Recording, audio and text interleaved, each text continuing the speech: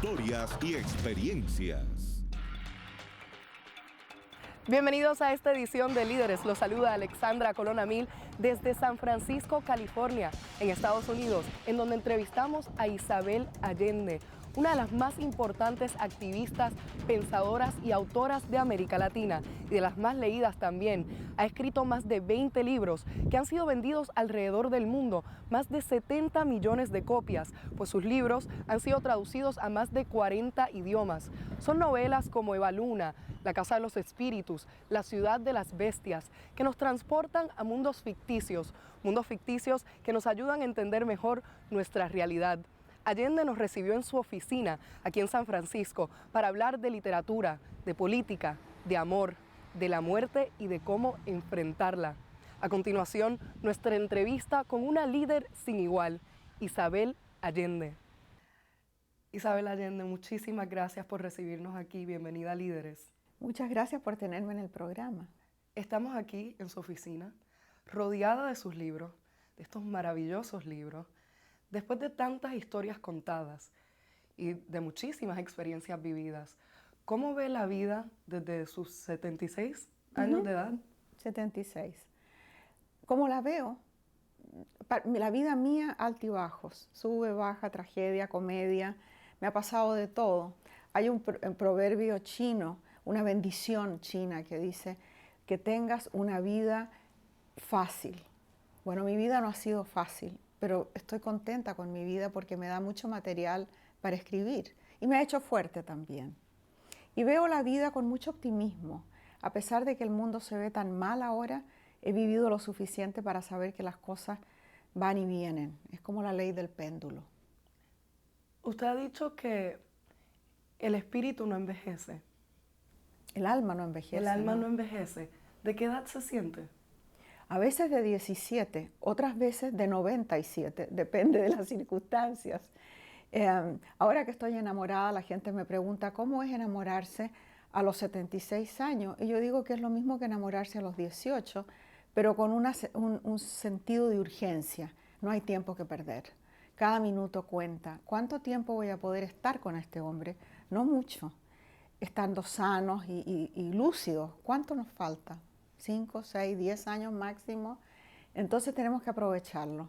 No hay tiempo para celos, para pequeñeces, para envidias, para pequeñas rencillas que no valen la pena. Si vamos a pelear, peleamos por lo grande. ¿Será que hay más entendimiento? ¿Es una relación más fácil en ese sentido? No, porque uno trae mucho bagaje. Llegas a una relación a mi edad habiendo vivido toda una vida con familias compuestas, con problemas que pueden ser de salud, que pueden ser de cualquier clase. Entonces uno ya no llega tan fresco y limpio a la relación. Por eso hay que hacer un esfuerzo mucho mayor para poner de lado todo lo que no tiene importancia. ¿Lo estaba buscando? No, yo no estaba buscando para nada esto. Me separé de mi marido después de 28 años de matrimonio, hace como 4 años atrás. Nos separamos y yo dije, bueno, ya a mi edad voy a vivir sola, con mi trabajo y con toda la gente que me rodea, pero sin compañero. Entonces vendimos la casa grande, regalé todo lo que había dentro porque era una casa donde los muebles eran enormes y me fui a vivir a una casa chiquita, con un solo dormitorio, con la idea de vivir con mi perro. No estaba esperando esto. Y me cayó este señor que ahora está viviendo conmigo. Y no creas tú, la casa se hace pequeña, bastante pequeña. Pero hay mucho amor. Mucho amor. Y los dos trabajamos, lo que ayuda mucho, porque cada uno tiene sus intereses y no estamos todo el día mirándonos la cara. Eso es importante. Muy importante.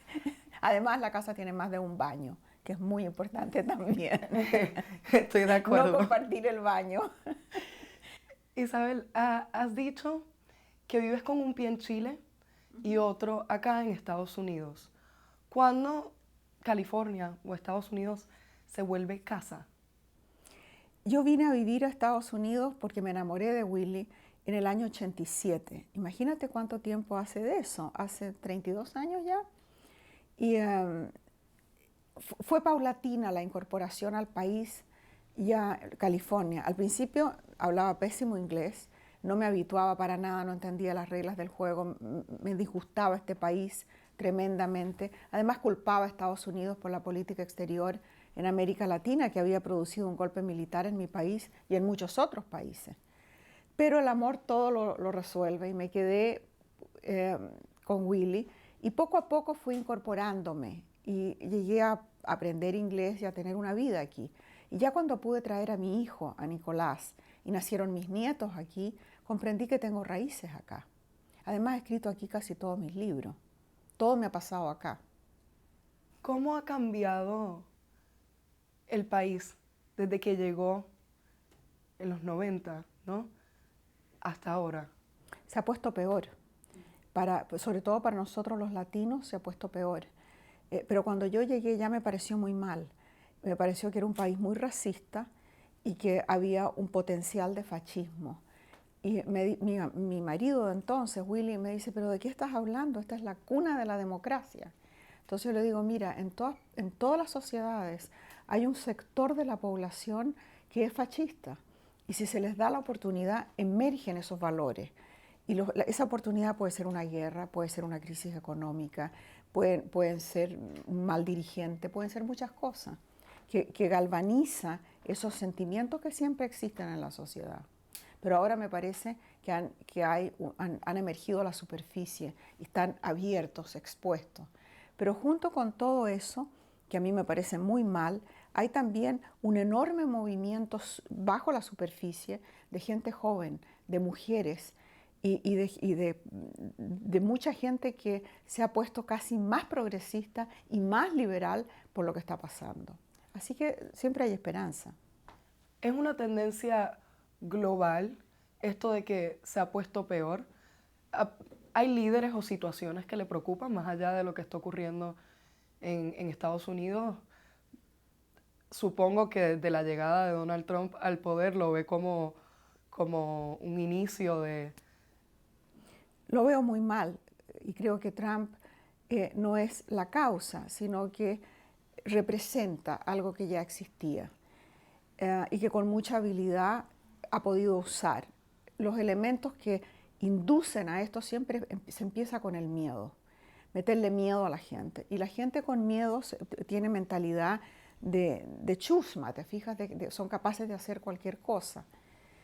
Pero es una tendencia que también está sucediendo en Europa, que hay movimientos de ultraderecha y de supremacía blanca que están emergiendo por los inmigrantes y porque ven que el mundo cada vez tiene más gente de color, que ellos llaman de color, pero todos somos de color. Los blancos son en realidad rosados, así que deberíamos decir la supremacía rosada. De manera que es un movimiento que está surgiendo también en Europa, pero también, como decía, hay fuerzas contrarias que también están allí, que no hay que olvidarlas. Con eso tenemos que hacer una breve pausa, ya regresamos, no se vaya. Ya regresamos con Líderes.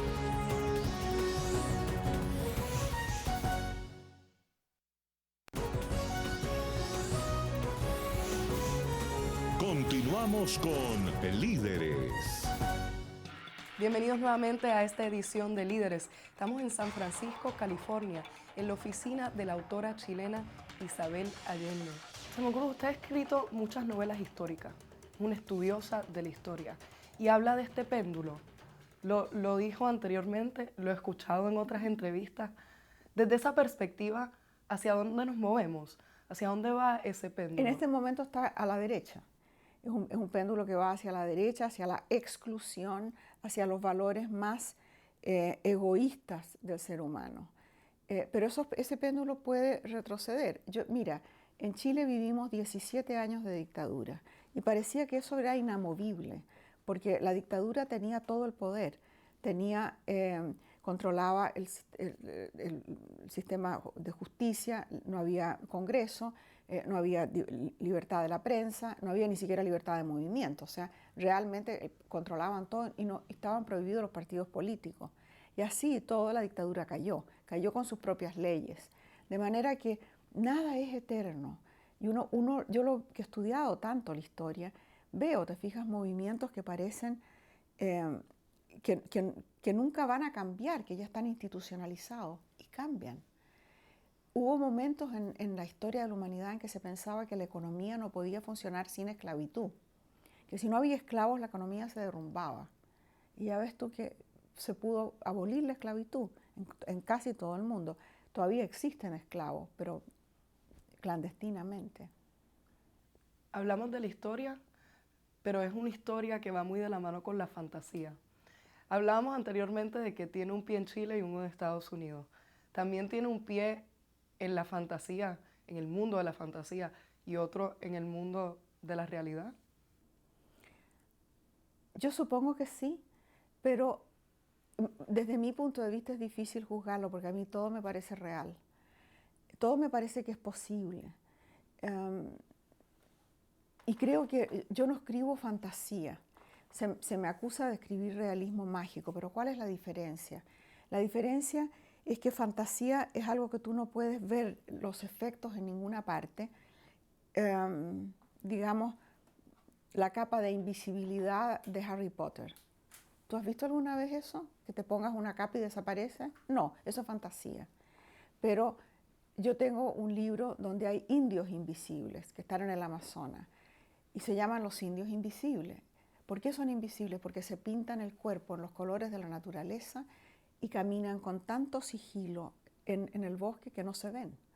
Entonces, en el realismo mágico hay una explicación y hay algo que tú puedes ver, que tú puedes decir, bueno, esto no tiene tal vez explicación, pero es un fenómeno que veo, coincidencias, esos sueños proféticos, esa sensación que tienes a veces de haber estado en alguna parte, que ya viviste esa experiencia. Yo no descarto nada de eso, creo que todo es posible. Ahora no ando viendo fantasmas.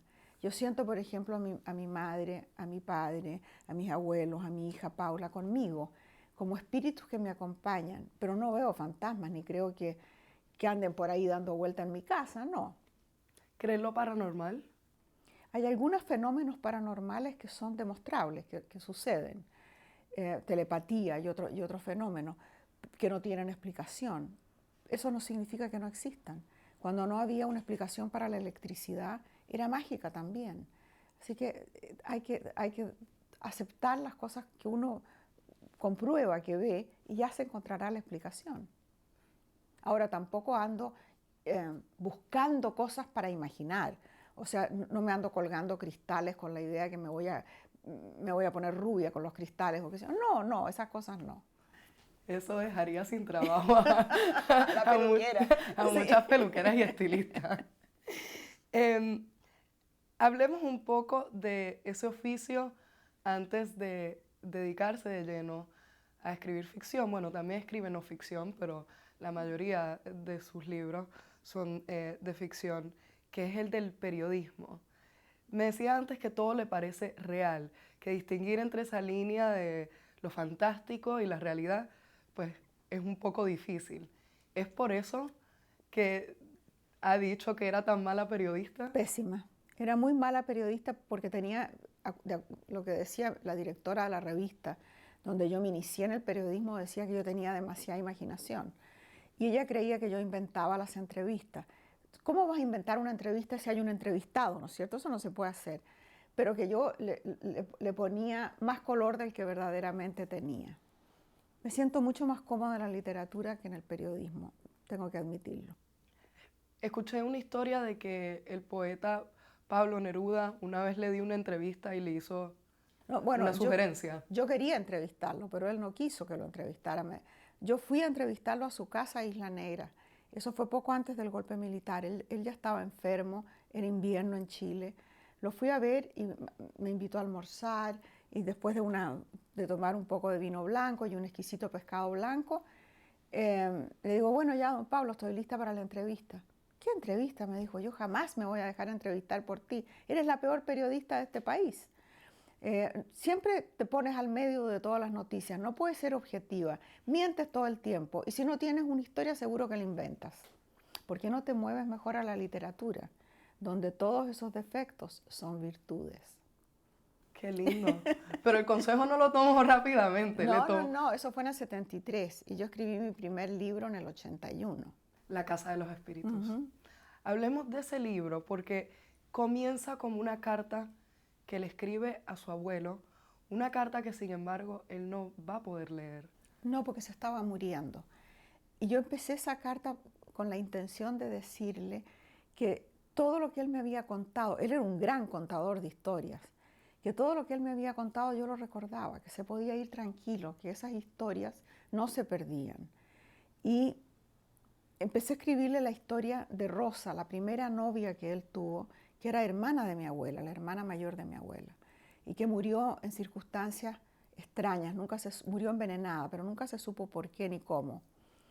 Y empecé a contarle la historia de la tía Rosa que él me había contado a mí, como para probarle que la recordaba. Y ahí empezó el libro a rodar, a rodar. Y ya dejó de ser la historia de Rosa y la historia de mi familia para convertirse en ficción. Y mi abuelo se murió entre tanto y yo seguía escribiendo. El libro comienza como ese ejercicio de la memoria individual, de recordar a su abuelo en un momento en el que él está muriendo, pero se convierte en una manera también de lidiar o enfrentarse a los vestigios de la dictadura, esos fantasmas de la dictadura en Chile. ¿Cómo explicamos eso? ¿Cómo ese ejercicio de la memoria individual se termina en colectivo? Escribí ese libro como un ejercicio de nostalgia. Yo estaba viviendo en Venezuela en exilio y en Chile seguía la dictadura. Estábamos en plena dictadura, estaba más fuerte que nunca la dictadura. Y yo quise en ese libro recuperar a mi familia, mi país, el país que yo recordaba, que ya no era el mismo. Explicar un poco lo que había pasado, explicármelo a mí misma. Y yo creo que esa fue la intención del libro. No creo que yo supiera muy bien lo que estaba haciendo. Ahora miro para atrás y no tenía idea. Yo me senté en la cocina a escribir en una máquina portátil y me iban saliendo las cosas. Después los críticos y los profesores que han estudiado el libro me han hecho ver la estructura del libro y cómo el libro es hay un micromundo que es la familia que refleja el macromundo que es lo que está pasando en el país. Ahora, eso me salió casi automático, pero yo sabía desde el comienzo que tenía que llegar hasta el capítulo del terror, que es el final del libro, que es cuando se cae todo lo que uno creía hasta ese momento. Tenemos que hacer una breve pausa, ya regresamos. Ya regresamos con Líderes.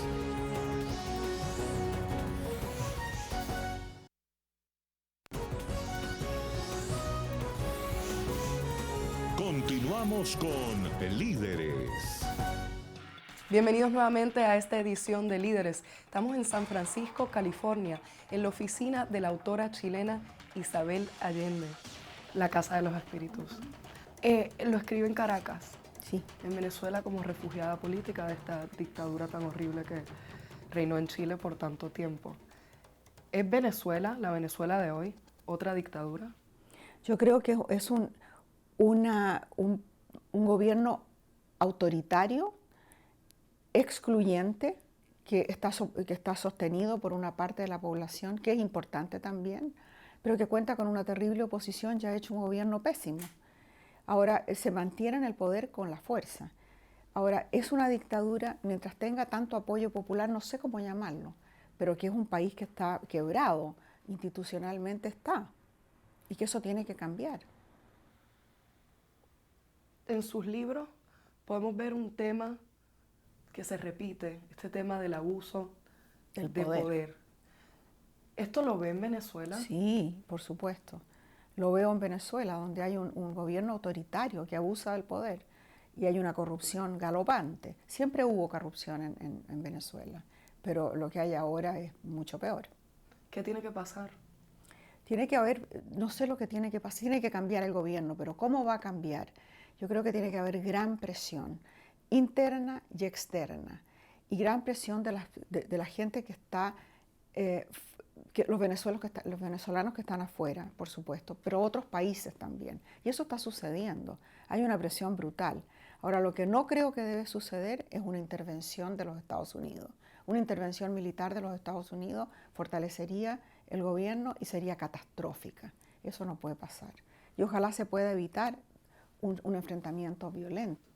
¿Lo ve desde la perspectiva de un pasado de involucramiento estadounidense en la región Sí. que ha traído mucha muerte, mucha violencia. Yo creo que lo que más temo es que Donald Trump encuentre en Venezuela una disculpa para declarar una guerra. Porque los presidentes americanos que tienen una guerra entre las manos son populares. El país lo apoya, siente que es un acto patriótico y puede fácilmente encontrar una distracción para la opinión pública agrediendo a Venezuela. Y eso me da mucho miedo. ¿Qué le diría a alguien, como hay millones ya, que tiene que migrar forzosamente de su país, que se ve obligado a dejarlo? Les diría que no pierdan la esperanza de que van a volver, y pronto. Yo creo que el gobierno venezolano no va a durar mucho más y que van a poder regresar. No creo que vaya a suceder lo que me sucedió a mí, que vayan a pasar una generación entera fuera y sus hijos ya no quieran volver. No creo que sea el caso. Pero lo que yo le diría a los países que reciben a los venezolanos es que les abran los brazos, que los reciban con la misma hospitalidad y generosidad con que Venezuela recibió refugiados antes. Masas de refugiados llegaron a Venezuela de Chile, de la Argentina, del Uruguay. ¿Para qué decir todos los refugiados que vinieron, que no eran refugiados, sino que eran migrantes de Colombia por razones económicas, que encontraron pan y techo en Venezuela? Entonces creo que es muy importante no solamente darle apoyo a la oposición desde afuera, sino que recibir a la gente. Mencionabas que no crees que en Venezuela ocurra lo que le pasó a usted, que pasó tanto tiempo que ya sus hijos no querían regresar a Chile. ¿Se lo ha planteado alguna vez regresar a Chile? Sí, me he planteado regresar a Chile, pero ya no, me lo planteaba antes. Ahora tengo un pie allá y puedo ir cuando quiera. Entonces es muy distinta la situación porque tengo mis mejores amigos, todo el mundo está allá. Entonces voy y vengo muchísimo y no siento la obligación de elegir en este momento porque puedo volver. Bueno, con eso cerramos. Muchísimas gracias. Muchas gracias a ti, Alexandra. Por tomar de su tiempo, por sus hermosas palabras. Gracias. Y gracias a ustedes por acompañarnos hasta aquí esta edición. Nos vemos en una próxima.